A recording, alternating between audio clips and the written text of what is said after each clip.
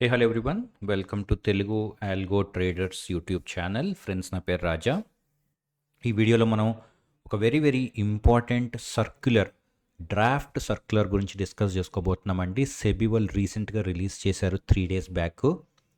ఇది మొత్తం ఈ stock market community, especially algo trading కమ్యూనిటీలో ఇది చాలా హాట్ టాపిక్ అయిందండి. సో దీని గురించి మనం ఈరోజు డిస్కస్ చేసుకుందాము. ఇందులో ఇంపార్టెంట్ పాయింట్స్ ఏంటి, మనని ఇది ఎట్లా ఎఫెక్ట్ చేస్తుంది, అండ్ అట్లాగే వెరీ ఇంపార్టెంట్ ఏంటంటే సెబీ వాళ్ళకి దీని గురించి ఫీడ్బ్యాక్ ఎట్లా రాయాలి అనేది మనం ఈ వీడియోలో డిస్కస్ చేసుకుందామండి. ప్రతి ట్రేడర్ కూడా దీన్ని ఖచ్చితంగా చూడండి. మీరు ఆల్గో ట్రేడర్ అయినా అవ్వకపోయినా చూడండి, ఎందుకంటే ఫ్యూచర్లో మీరు ఒకవేళ ఆల్గో ట్రేడింగ్ చేయాలన్నా కూడా మీకు ఈ సర్క్యులర్లో ఉన్న పాయింట్స్ వర్తిస్తాయి. సో వెరీ ఇంపార్టెంట్ అండి. సో వీడియో లాస్ట్ వరకు చూడండి. అండ్ అట్లాగే తెలుసు కదండి, ఎవరైనా కనుక ఈ ఛానల్కి సబ్స్క్రైబ్ అవ్వకపోతే సబ్స్క్రైబ్ అవ్వండి, బెల్ ఐకాన్ మీద క్లిక్ చేయండి. ఎందుకంటే ఈ ఛానల్లో మీకు ఇలాంటి ఆల్గో టూల్స్ గురించి కానీ, లేకపోతే సర్క్యులర్ గురించి కానీ, స్ట్రాటజీస్ గురించి కానీ డిస్కస్ చేయడం జరుగుతుంది. ఆల్రైట్, సో మనం స్టార్ట్ చేసే ముందు మీకు తెలుసు కదా, bluechipalgos.com ఈ సైట్లో మీకు all types of discretionary algo tools అన్నీ ఉంటాయండి. అండ్ అట్లాగే మీ ఓన్ ఆల్గో డెవలప్మెంట్ కావాలన్నా కూడా మీరు మమ్మల్ని కాంటాక్ట్ చేయొచ్చు. మీ సొంత ఆల్గో ఆర్ స్ట్రాటజీ ఏమైనా ఉన్నా కూడా మేము డెవలప్ చేసి పెడతాం మీకు. ఓకే, సో bluechipalgos.com దీన్ని విజిట్ చేయండి. అండ్ ఫ్రెండ్స్, మనం ఈరోజు ఈ సర్క్యులర్ గురించి డిస్కస్ చేసుకోబోయే ముందు ఓకే, మీరు ఒక్క విషయం అయితే గుర్తుపెట్టుకోవాలండి. ఈ సర్క్యులర్ రిలీజ్ చేసిన తర్వాత చాలామంది ఏం చేస్తారంటే దీన్ని చదువుతారు, సోషల్ మీడియాలో కామెంట్ చేస్తారు, లేకపోతే డిస్కషన్స్ చేస్తారు, కానీ సెబీకి ఫీడ్బ్యాక్ రాయటం మాత్రం చాలా తక్కువ మంది రాస్తారండి. సో ఆ మిస్టేక్ మీరు చేయొద్దు. ఖచ్చితంగా ఈరోజు మనం ఇక్కడ డిస్కస్ చేసుకుందాము, మంచేది చెడేది, మనకి ఏది ఉండాలి ఏది ఉండకూడదు క్వశ్చన్స్. మీరు అట్లీస్ట్ ఒక 2-3 పాయింట్స్ అయినా సరే ఈ డిస్కషన్ నుంచి తీసుకొని సెబీ వాళ్ళకి ఈ ఫీడ్బ్యాక్ని పాస్ చేయండి. నేను అది కూడా చూపిస్తాను మీరు ఎక్కడ చేయాలని. జస్ట్ 4-5 మినిట్స్ అంతేనండి. మీరు చేయాల్సింది ఏం లేదు. 4-5 మినిట్స్ స్పెండ్ చేయండి, వాళ్ళకి మీ ఫీడ్బ్యాక్ అందజేయండి. దానివల్ల ఏమవుతుందంటే ఇలా చాలామంది ఫీడ్బ్యాక్స్ అందించడం వల్ల మనకి ఏదైతే మంచో ఆ మంచి జరుగుతుందని నేను అనుకుంటున్నాను. సో ప్లీజ్ వెయిట్ చేసి లాస్ట్ వరకు వీడియో అనేది చూడండి. Okay, alright. సో ఇది సర్క్యులర్ అండి. ఇక్కడ క్లియర్గా రాశారు డ్రాఫ్ట్ సర్క్యులర్. ఓకే, ఇది ఇంకా ఇంప్లిమెంట్ కాలేదండి. Draft circular for public comments. అందుకే చెప్తున్నాను, మీరు పబ్లిక్ కాబట్టి, మీరు ట్రేడర్ కాబట్టి మీరు ఇప్పుడే స్టెప్ తీసుకోండి. January 3rd లాస్ట్ డే అండి. అయిపోయిన తర్వాత మీరు ఇది అయిపోయింది అది అయిపోయింది అని అనుకొని ఏం యూజ్ లేదు. సో మీరు డ్రాఫ్ట్ సర్క్యులర్ కాబట్టి మీరు దీన్ని చదివి మీ ఫీడ్బ్యాక్ ప్రొవైడ్ చేస్తే మనకి ఏవైనా చేంజెస్ ఇంకా కనుక చెయ్యాలి అనుకుంటే సెబీ వాళ్ళు చేసే ఛాన్స్ ఉంటుంది. ఓకే, సో ఒకసారి మనం ఇప్పుడు ఈ సర్క్యులర్ చూద్దామండి. ఇందులో చాలా బ్యాక్గ్రౌండ్ గురించి కానీ, లేకపోతే ఇంతకుముందు ఆల్రెడీ 2-3 years బ్యాక్ కూడా ఒక సర్క్యులర్ ఇచ్చారు, దాని గురించి ఇన్ఫర్మేషన్ ఉందండి. అదంతా మనకు అవసరం లేదు. సో నేనైతే ఇంపార్టెంట్ పాయింట్స్ని కొన్ని మార్క్ చేశాను, అవి మాత్రం మనకి కావాలి. ఫస్ట్ ఏంటంటే, మీరు ఇక్కడ చూస్తే roles and responsibilities of stock బ్రోకర్లో వీళ్ళు ఏం చెప్తున్నారు అంటే, ఎవరైతే ఎండ్ యూజర్స్ ఓకే ట్రేడర్స్ ఉంటారో ఓకే వాళ్ళకి ఈ ఆల్గో ట్రేడింగ్ని ఎక్స్టెండ్ చేయడం జరుగుతుంది అని అంటున్నారు. ఓకే, అంటే ఇప్పటిదాకా ఎక్స్టెన్షన్ లేదా అంటే ఇప్పటిదాకా కూడా ఎక్స్టెన్షన్ ఉందండి, కాకపోతే అదొక లెజిటిమేట్ ఫార్మేట్ అండ్ ఫ్రేమ్వర్క్లో లేదు. సో ఇప్పుడు సెబీ వాళ్ళు దీన్ని ఒక స్ట్రీమ్లైన్డ్ వేలో ఈ ఆల్గోస్ అనేది రీటైలర్స్కి కూడా ఇవ్వాలి అని అనుకుంటున్నారు. సో దీని భాగంగా వీళ్ళు ఏమంటున్నారంటే, ఎవరైతే ఇండివిజువల్ ట్రేడర్స్ ఉన్నారు ఓకే, అంటే ఇందులో చాలామంది మనకి ఇండివిజువల్ ట్రేడర్స్ ఉంటారు, రైట్. మీరు మీ సిస్టమ్ ఓపెన్ చేసి మీ సిస్టమ్ నుంచి మీరు ఒక ఆల్గో టూల్ ఓపెన్ చేసి మీరు ఆల్గో ట్రేడింగ్ అనేది చేస్తూ ఉంటారు, రైట్. అలా ఎవరైనా ఇండివిజువల్ ట్రేడర్స్ ఉంటే ఓకే, వాళ్ళు ఏం చేయాలంటే ఫస్ట్ మీరు రిజిస్టర్ అవ్వాలి. ఓకే, ఇక్కడ క్లియర్గా రాశారు చూడండి, the facility of algo trading shall be provided by stock broker. మీకు ఏపీఐస్ ఓకే ఆర్ ఈ ఆల్గో ట్రేడింగ్ ఫెసిలిటీ ఎవరు ప్రొవైడ్ చేస్తారండి? ఎక్స్చేంజెస్ చేయరు, సెబీ చేయదు. ఎవరు చేస్తారంటే మీ స్టాక్ బ్రోకర్ చేస్తాడు. ఓకే, కానీ ఏమంటున్నారంటే only after obtaining required permission from the stock exchange. Okay, అంటే గోయింగ్ ఫార్వర్డ్ మీరు స్టాక్ ఎక్స్చేంజ్ నుంచి పర్మిషన్ తెచ్చుకోవాలి. తెచ్చుకుంటేనే మీ సబ్ బ్రోకర్ ఆర్ మీ స్టాక్ బ్రోకర్ ఎవరైతే ఉంటారో ఆ స్టాక్ బ్రోకర్ మీకు ఆల్గో ట్రేడింగ్ ఫెసిలిటీని మీకు ప్రొవైడ్ చేయటం జరుగుతుంది. ఇది చాలా చాలా ఇంపార్టెంట్ అండి. సో ఎవరైతే ఆల్గో ట్రేడింగ్ చేస్తున్నారో గుర్తుపెట్టుకోండి, మీరు ఈ పర్మిషన్ ఏదైతే ఉందో పర్మిషన్ స్టాక్ ఎక్స్చేంజ్ నుంచి తెచ్చుకోవాలి. అది ఫస్ట్ పాయింట్. అయితే ఎంత త్వరగా మీకు ఆ పర్మిషన్ వస్తుంది, లేకపోతే పర్మిషన్ రావాలంటే ఆ ప్రాసెస్ ఏంటి, ఇవన్నీ ఇంకా డిస్కస్ చేయలేదు. అవన్నీ ఎక్స్చేంజ్కి వదిలేశారు. ఈ డ్రాఫ్ట్ సర్క్యులర్లో కింద రాశారు, ఎక్స్చేంజ్ వాళ్ళే ఆ ప్రాసెస్ అంతా డిఫైన్ చేస్తారు తర్వాత ఫ్యూచర్లో అని చెప్పి. కాకపోతే ఈ పేపర్లో ఇది మీకు ఓకేనా కాదా అని మాత్రమే ఇక్కడ అడుగుతున్నారు.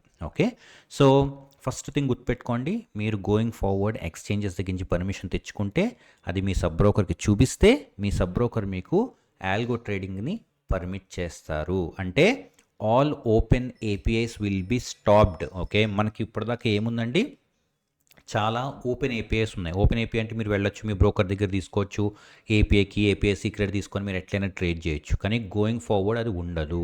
ఓపెన్ ఏపీఐస్ అనేవి క్లోజ్ చేస్తారు. మీరు వెళ్ళి పర్మిషన్ తెచ్చుకొని మీ బ్రోకర్కి చూపిస్తే అప్పుడు మీకు ఈ ఏపీఐస్ అనేవి మీకు అప్రూవ్ చేస్తారు. ఓకే, అండ్ ఈ నెక్స్ట్ పాయింట్స్ అన్నీ మీకు యూజ్ అవ్వండి జనరల్గా రీటైలర్స్కి. ఎవ్రీ ఆర్డర్ని మీరు ప్లేస్ చేసినప్పుడు ఏమవుతుందంటే ఆ ఆర్డర్కి యూనిక్ ఐడెంటిఫైయర్ అనేది ఒక ట్యాగ్ చేయాలి అని చెప్తున్నారు సబ్ బ్రోకర్స్. సో ఇవన్నీ సబ్ బ్రోకర్స్కి. ఓకే, ఏపీఐస్ని ఎట్లా డీల్ చేయాలి, ఆర్డర్స్ని ఎట్లా డీల్ చేయాలి, ప్రతి ఆర్డర్ అది మాన్యువల్ ఆర్డరా లేకపోతే ఆల్గో నుంచి ప్లేస్ చేసిన ఆర్డర్ అనేది ట్యాగ్ చేయమంటున్నారు బ్రోకర్స్కి. ఓకే, సో ఇవన్నీ ఏంటంటే మనకి బ్రోకర్స్కి చెప్పే పాయింట్స్ అనమాట. నెక్స్ట్ అట్లాగే ఇప్పుడు ఎవరైతే ఆల్గో ప్రొవైడర్స్ ఉంటారో, ఓకే, అంటే ఎట్లా అంటే ఫర్ ఎగ్జాంపుల్ కొంతమంది ఏం చేస్తారంటే రిటైల్ ట్రేడర్స్ వాళ్ళు సొంతగా డెవలప్ చేసుకోరు ఆల్గోస్ ఆర్ ఓన్ స్ట్రాటజీస్ని.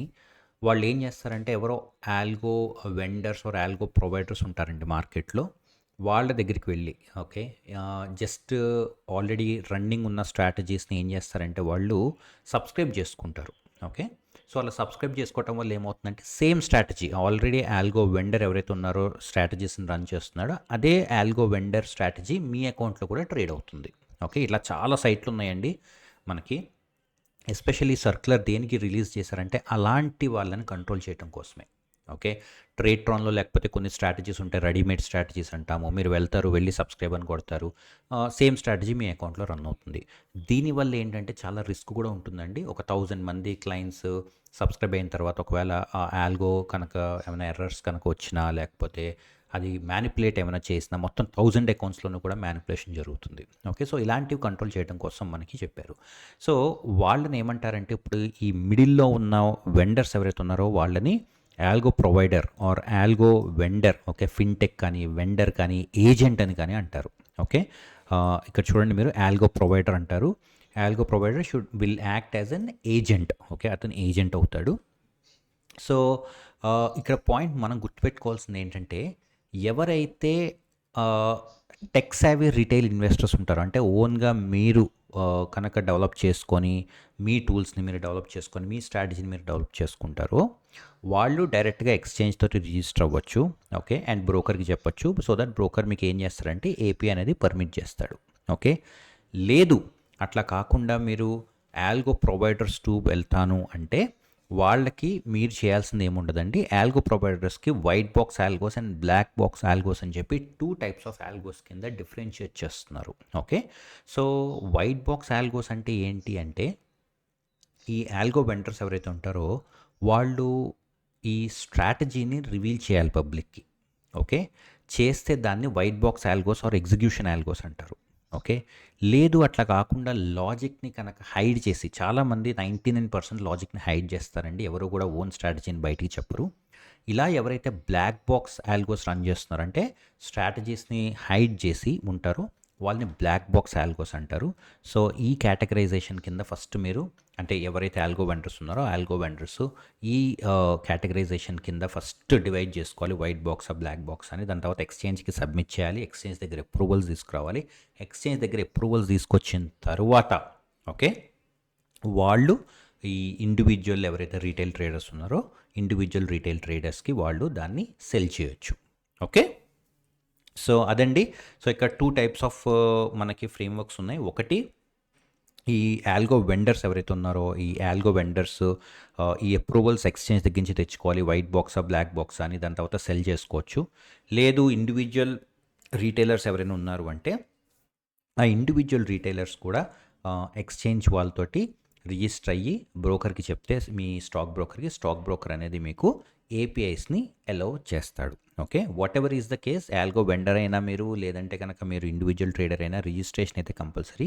కాకపోతే ఆల్గో వెండర్కి కొన్ని ఎక్స్ట్రా రిక్వైర్మెంట్స్ ఉంటాయి. ఓకే, ఫర్ ఎగ్జాంపుల్ మీరు ఈ బ్లాక్ బాక్స్ ఆల్గో కనుక మీరు రిజిస్టర్ చేసుకోవాలి అంటే మీరు రీసెర్చ్ అనలిస్ట్ అయ్యి ఉండాలి. ఓకే, క్లియర్గా డిఫైన్ చేశారండి రూల్స్ అండ్ రెగ్యులేషన్స్. ఇక్కడ చూడొచ్చు మీరు. ఫర్ ఆల్గోస్ ఇన్ కేటగిరీ 2 అంటే ఏదండి, black box. Okay, register as a research analyst and maintain a research report for each algo. ఒక్కొక్క ఆల్గోకి కూడా ఓకే రీసెర్చ్ రిపోర్ట్ అనేది మెయింటైన్ చేయాలి. అలాగే ఒకవేళ ఏమైనా చేంజెస్ చేయాలంటే ఫ్యూచర్లో ఈ ఆల్గోకి మళ్ళీ అదొక కొత్త ఆల్గో, ఫ్రెష్ ఆల్గో కింద దాన్ని రిజిస్టర్ చేయాలి ఎక్స్చేంజ్లో. అట్లాగే దానికి కూడా రీసెర్చ్ రిపోర్ట్ మెయింటైన్ చేయాలి. ఓకే, సో వీళ్ళకి కొన్ని ఎక్స్ట్రా రూల్స్ ఉంటాయండి. ఎవరైతే ఈ ఆల్గో ప్రొవైడర్స్ ఉంటారో వాళ్ళకైతే ఖచ్చితంగా ఎక్స్ట్రా రూల్స్ ఉంటాయి. కానీ ఇండివిజువల్ ట్రేడర్స్ టెక్ సావీ ఎవరైతే ఉన్నారో వాళ్ళకైతే ఇంత స్ట్రిక్ట్గా ఉండవు. ఎందుకంటే మీకు మీరు రన్ చేసుకుంటారు కాబట్టి మీరు దాన్ని అప్రూవల్ తెచ్చుకోవచ్చు. గుర్తుపెట్టుకోండి, ఆ అప్రూవల్ తెచ్చుకున్న తర్వాత మీరు మీ ఫ్యామిలీ వాళ్ళు యూజ్ చేయొచ్చు. ఫ్యామిలీ అంటే ఎవరండి, క్లియర్గా మెన్షన్ చేశారు. సెల్ఫ్, స్పౌస్ అంటే wife or husband, dependent children and dependent parents. Okay, వీళ్ళు మాత్రం ఆ ఆల్గోని యూజ్ చేసుకోవచ్చు. ఓకే, అయితే మార్కెట్లో ఒక స్ట్రాంగ్ ఒపీనియన్ ఏం వినిపిస్తోందంటే ఈ ఆల్గోస్ని రివీల్ చేయటం అనేది ఎంతవరకు కరెక్ట్. ఓకే, ఎందుకంటే అది మీ ఓన్ స్ట్రాటజీ అండ్ ఆ స్ట్రాటజీని మీరు ఎక్స్చేంజ్కి కానీ స్టాక్ బ్రోకర్కి కానీ రివీల్ చేస్తే ఎంతవరకు అది సేఫ్గా ఉంటుంది. ఎందుకంటే ప్రతి ఒక్కళ్ళు కూడా స్ట్రాటజీని ఎట్లా చూస్తారంటే ఒక యూనిక్ మెథడ్. ఓకే, స్టాక్ మార్కెట్లో డబ్బులు సంపాదించడానికి ఒక యూనిక్ మెథడ్ కింద ట్రీట్ చేస్తారు. అది ఎక్స్చేంజెస్కి కానీ స్టాక్ బ్రోకర్స్కి కానీ ప్రొవైడ్ చేయడం ఎంతవరకు అది సమంజసం, ఓకే, ఎంతవరకు ఫెయిర్ అనేది ఇప్పుడు మార్కెట్లో డిస్కషన్ నడుస్తుందండి. సో మీరు ఒక్కసారి ఆ పాయింట్ని ఫీడ్బ్యాక్ కింద పంపించాలంటే ఫీడ్బ్యాక్ కింద పంపించవచ్చు. Okay, and so next point వచ్చేసి మనకి ఏముందంటే, for better oversight, an algo provider providing the facility to place algo orders with broker through API shall require be empaneled with exchange. ఇందాక మనం డిస్కస్ చేసుకున్నట్టుగా ఎక్స్చేంజ్ రూల్స్ అన్నిటికీ కూడా abide అయి ఉండాలి. ఓకే, సో ఇదండి సర్క్యులరు. సో చాలా points ఉన్నాయి ఇక్కడ, కానీ మనకైతే యూజ్ అయ్యే ఓన్లీ 3-4 పాయింట్సే. ఇంపార్టెంట్ ఏంటంటే మీరు రిటైల్ ట్రేడరా ఆల్గో ప్రొవైడర్ అనేది ఫస్ట్ మీరు చూస్ చేసుకోవాలి. ఆల్గో ప్రొవైడర్ అయితే మీకు సపరేట్ రూల్స్ ఉంటాయి, రీటైలర్ అయితే సపరేట్ రూల్స్ ఉంటాయండి. కానీ whatever is the case ఇద్దరూ కూడా ఎక్స్చేంజ్తో రిజిస్టర్ అవ్వాలి. ఓకే, అయితే ఆల్గో వెండర్ అయితే even algo logic or strategy కూడా రివీల్ చేయాల్సి ఉంటుంది. ఒకవేళ కనుక మీరు నాన్ ఆల్గో ప్రొవైడర్ అయితే, ఇండివిజువల్ ట్రేడర్ అయితే ఓకే మీరు రిజిస్టర్ చేయాల్సిన అవసరం ఉండకపోవచ్చు. ఎందుకంటే అది క్లియర్గా ఇక్కడ మెన్షన్ చేయలేదండి. మనం వెయిట్ చేద్దాం, ఎక్స్చేంజ్ వాళ్ళు ఎప్పుడైతే మనకి ఈ ప్రాసెస్ని డిఫైన్ చేస్తారో మనకు అప్పుడు తెలుస్తుంది అది ఓకే ఏం చేయాలి ఏంటని. అయితే మీరు ఇక్కడ గుర్తుపెట్టుకోవాల్సింది ఏంటంటే ఫామ్, మీరు ఇందులో కనుక వెళ్తే నేను కింద డిస్క్రిప్షన్లో పెడతానండి. ఇక్కడ మీకు ఒక click to provide your comments అని ఉంది. అది కనుక మీరు ఓపెన్ చేస్తే మీకు ఇక్కడ ఒక ఫామ్ వస్తుందండి.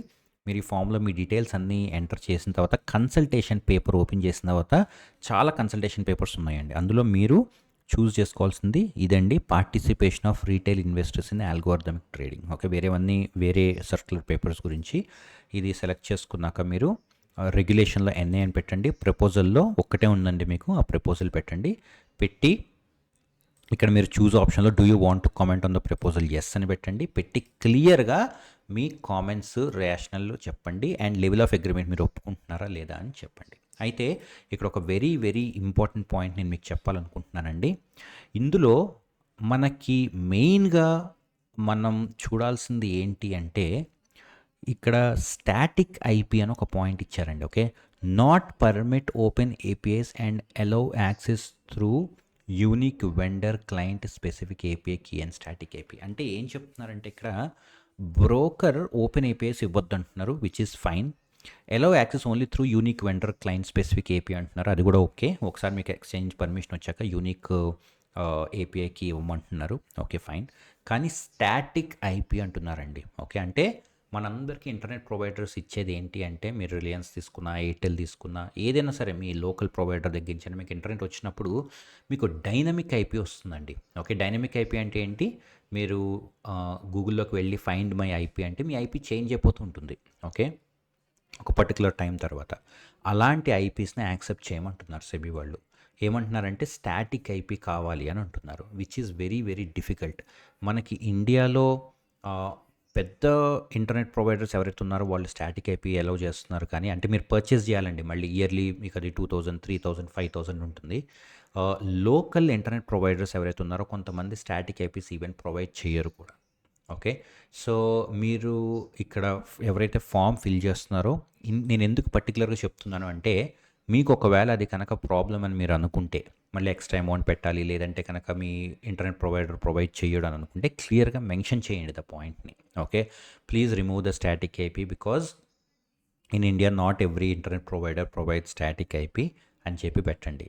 నెక్స్ట్ అట్లాగే మీకు కనుక ఒకవేళ మీ స్ట్రాటజీ రివీల్ చేయకూడదు అనుకుంటే, okay, we do not want to reveal the strategy అని రాయండి అక్కడ. సో ఏవైతే పాయింట్స్ ఉన్నాయో బేసిక్ పాయింట్స్ 2-3 పాయింట్స్ ఉన్నాయండి అంతే. ఆ పాయింట్స్ని మీరు అక్కడ రాయండి. అలాగే మీరు ఒకవేళ కనుక రేపు స్ట్రాటజీని మోడిఫై చేయాలి అనుకుంటే ఎన్ని రోజులు పడుతుందో మనకు ఇంకా తెలీదు. ఓకే. సో ఆ పాయింట్స్ అన్నీ కూడా మీరు ఇక్కడ క్లియర్గా రాయండి, కామెంట్స్ రాయండి, కింద ర్యాషనల్ అంటే దాన్ని లాజిక్ని ఎక్స్ప్లెయిన్ చేయండి, ఎందుకు రాస్తున్నారు ఏంటని, అండ్ సబ్మిట్ కొట్టండి. ఓకే ఫ్రెండ్స్, ఇది వెరీ, వెరీ ఇంపార్టెంట్ అండి.